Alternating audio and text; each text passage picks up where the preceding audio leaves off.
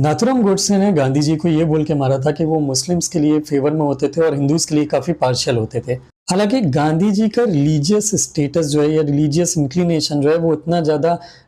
Straight forward नहीं है जितना नाथूराम गोडसे की बातों से दिखता है।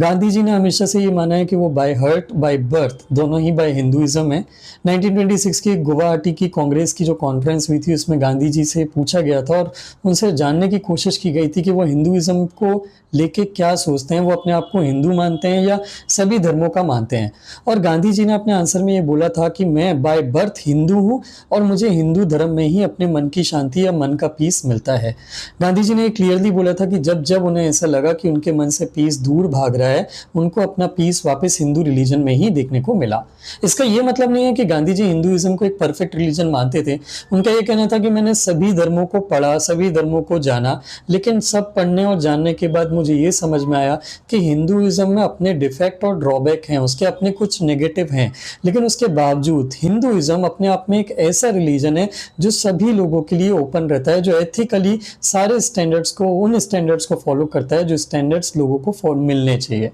इसी चीज को देखते हुए गांधी जी ने जो अपनी परिकल्पना की थी नेशन को लेके कि एक आइडियल स्टेट या नेशन कैसे होना चाहिए, वो राम राज्य को लेके की थी या राम राज्य बोल के की थी। राम राज्य बोलने से मतलब उनका ये नहीं था कि वो दूसरे रिलीजन को इंफीरियर मानते थे। गांधी जी की नजरों में सारे रिलीजन एक से ही होते थे, लेकिन उनका ये कहने का मतलब था कि सारे रिलीजन उत्पन्न होने के साथ साथ सबके भगवान एक ही फॉर्म में अल्टीमेटली मिलते हैं। जैसे उनका ये कहना था कि अगर मैं जो एक राम राज्य की परिकल्पना यहाँ इंडिया के लिए कर रहा हूँ, यहाँ प्रेजेंट डे इंडिया के लिए कर रहा हूँ, अगर मैं किसी नॉर्थ वेस्ट फ्रंटियर प्रोविंस या मुस्लिम इलाके में जाता हूँ तो वो मेरे लिए